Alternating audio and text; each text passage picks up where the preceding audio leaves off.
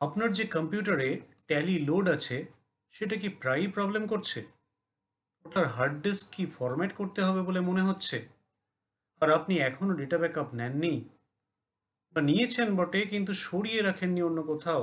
সাবধান, চরম বিপদ কিন্তু দরজায় কড়া নাড়ছে। কেন ব্যাকআপ নেব এটা আমাদের প্রায় অনেকেরই জানা। যে কোনো গুরুত্বপূর্ণ তথ্যই ব্যাকআপ নিয়ে সুরক্ষিত রাখা প্রয়োজন। তবে দুর্ভাগ্যের বিষয় আমরা জানলেও অধিকাংশই তা মানি না। কিন্তু ট্যালিতে আপনার ব্যবসার নথি রয়েছে মশাই, তাই তা নিয়মিত ব্যাকআপ নেওয়া অত্যন্ত জরুরি। শুধু ব্যাকআপ নেওয়াই নয়, তা মাঝে মধ্যে অন্য কোথাও সরিয়ে রাখাও দরকার। কোথায় সরিয়ে রাখবেন? যে কোনো অন্য জায়গায়। পেন ড্রাইভে রাখতে পারেন, সিডি ডিস্কে রাখতে পারেন, আপনি অন্য একটা হার্ড ডিস্কে রাখতে পারেন, আপনার গুগল ড্রাইভে রাখতে পারেন, আপনার কোনো ক্লাউড অ্যাকাউন্ট থাকলে সেখানে রাখতে পারেন। কিন্তু প্লিজ মাঝে মধ্যে ব্যাকআপ অন্য কোথাও সরিয়ে রাখুন। কারণ হঠাৎ আপনার কম্পিউটারের হার্ড ডিস্ক যদি বসে যায়, তা হয়েও থাকে, আর যদি হার্ড ডিস্ক থেকে ডেটা উদ্ধার করা না যায়, তাহলে যে কি অবস্থা হয় তা ভুক্তভোগীরাই জানেন। মনে রাখবেন, আপনার লাইসেন্স নিয়ে চিন্তার কিছু নেই। আপনার কাছে নিজের tally.net অ্যাডমিনিস্ট্রেটর ইমেল অ্যাড্রেস এবং tally.net পাসওয়ার্ড থাকলে লাইসেন্স রিঅ্যাক্টিভেট করতে কোনো অসুবিধা হবে না। কিন্তু ডেটার দায়িত্ব আপনার নিজের, তাই তা আপনাকে সুরক্ষিত রাখতে হবে, মাঝে মধ্যে ব্যাকআপ নিয়ে, এবং কিছু কিছু ক্ষেত্রে ব্যাকআপ সরিয়ে রেখে অন্য কোথাও। যদি আপনি না জানেন কি করে ব্যাকআপ নিতে হয়, তাহলে বলি দুটো উপায় আছে ব্যাকআপ নেওয়ার ট্যালিতে। আমরা অনেকেই তার প্রথমটা ফলো করি, যেটাকে আমরা বলি হাতুড়ে কায়দা। তো হাতুড়ে কায়দাটা কি? না, আপনার ট্যালির যে ডেটা ফোল্ডার আছে সেটা কি করে খুঁজে পাবেন আমি আপনাদের দেখাবো, যদি না জানা থাকে। সেটাকে কপি করে অন্য কোথাও রাখুন। অন্য কোথাও মানে সিস্টেম ড্রাইভ ছাড়া অন্য কোথাও তো বটেই, এছাড়াও মাঝে মধ্যে অন্য কোনো হার্ড ডিস্কে, অন্য কোনো নেটওয়ার্ক কম্পিউটারে, অন্য কোনো পেন ড্রাইভে, যেখানে হোক মাঝে মধ্যে রাখতে পারেন। এটা হলো হাতুড়ে কায়দা। আর আরেকটা উপায় আছে, যেটাকে আমরা বলি সুসংহত কায়দা বা সিস্টেমেটিক মেথড। সেটার ক্ষেত্রে আপনাকে আপনার ট্যালি অন করে কোম্পানি ইনফরমেশন মেনুতে যেতে হবে, আর সেখান থেকে ব্যাকআপ অপশনটা সিলেক্ট করতে হবে। মনে রাখবেন, আপনার ব্যাকআপ নেওয়াটা অত্যন্ত জরুরি এবং মাঝে মধ্যে তা সরিয়ে রাখাটাও প্রয়োজন। চলুন দেখা যাক কিভাবে এই দুটো উপায়ে আমরা ট্যালির ডেটার ব্যাকআপ নিতে পারি। প্রথমে হাতুড়ে কায়দায় ব্যাকআপ নেওয়া। আগেই বলেছি আপনাকে এক্ষেত্রে যেটা করতে হবে সেটা হলো আপনার ট্যালির ডেটা যেখানে লোড আছে সেই ফোল্ডারটাকে আপনাকে কপি করে অন্য কোথাও সরিয়ে রাখতে হবে। ট্যালির ডেটা কোথায় আছে কি করে জানবেন? না, সবচেয়ে সহজ উপায় হলো আপনি যে মেনুতেই থাকুন না কেন, আপনি সিলেক্ট কোম্পানি এই বাটনটায় ক্লিক করুন বা F1 প্রেস করুন, আর তাহলেই এই স্ক্রিনটা খুলবে। আর দেখুন এখানে পাথ দেওয়া থাকবে। এই জায়গাটায় অর্থাৎ এই কম্পিউটারে এই ট্যালিটার জন্য ডি ড্রাইভের ডেটা বলে ফোল্ডারটা ডিরেক্টলি আছে, যার আন্ডারে আপনার এখানে 4টে কোম্পানি দেখাচ্ছে। এবং এখানে দেখুন প্রত্যেকটা কোম্পানির নামের পাশে ফার্স্ট ব্র্যাকেটের মধ্যে কতগুলো নাম্বার দেখাচ্ছে। যদি আপনি এই ফোল্ডারটা খোলেন তাহলে এই ফোল্ডারের মধ্যে এই নামের কিছু ফোল্ডার পাবেন, 4টে ফোল্ডারই পাবেন এই নামের। এখন যদি আপনি শুধু এই কোম্পানিটার ডেটা ব্যাকআপ নিতে চান, তাহলে আপনি এই ডি ড্রাইভের ডেটা ফোল্ডারে গিয়ে এই 10,001 ফোল্ডারটাকে কপি করে অন্য কোথাও সরিয়ে রাখতে পারেন। যদি মনে করেন যে এই কোম্পানিটার ডেটা ব্যাকআপ রাখবেন, ব্যাকআপ রাখবেন, তাহলে আপনি এই ডেটা ফোল্ডারের আন্ডারে গিয়ে এই 10,000 বলে যে কোম্পানিটার ফোল্ডারটা রয়েছে সেটা কপি করে অন্য কোথাও রাখতে পারেন। আর যদি মনে করেন সবগুলোই রাখবেন, আপনি পুরো ডেটা ফোল্ডারটাকেই কপি করে রাখতে পারেন। দেখাই, আপনি দেখে নিয়েছেন আপনার ট্যালির ডেটা কোথায় আছে, ডেটা ফোল্ডারটা কোথায় আছে।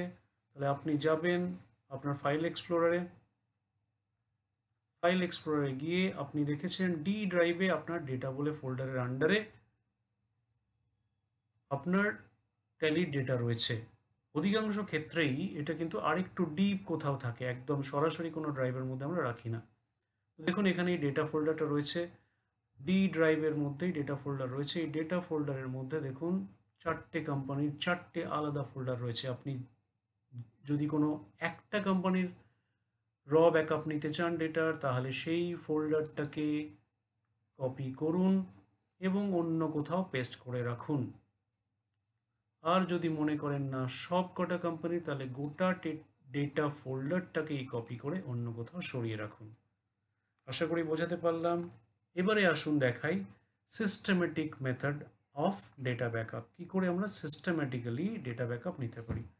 তার জন্য আপনাকে বলেছি, স্লাইডে দেখিয়েছি যে আপনাকে ব্যাকআপ অপশনে যেতে হবে। ব্যাকআপ অপশন কোথা থেকে পাবো না, কোম্পানি ইনফরমেশন মেনু থেকে। যদি আপনি গেটওয়ে অফ ট্যালিতে থাকেন, তাহলে আপনি এখান থেকে এই ভার্টিক্যাল বাটন বারের কোম্পানি ইনফরমেশন এই মেনুটাতে সিএমপি ইনফো এই বাটনটাতে ক্লিক করতে পারেন।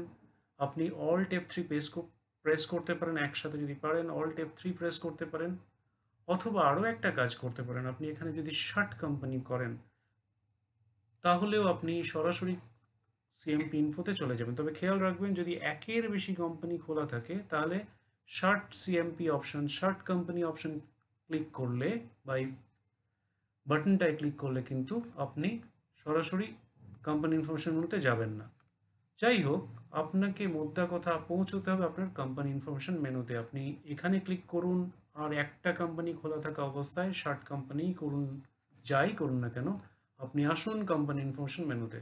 আর সেখানে দেখুন ব্যাকআপ অপশন রয়েছে, যার হট কি হচ্ছে বি। ডিরেক্টলি বি কিটা প্রেস করলেও ব্যাকআপে আসতে পারেন, অথবা এখানে ক্লিক করুন।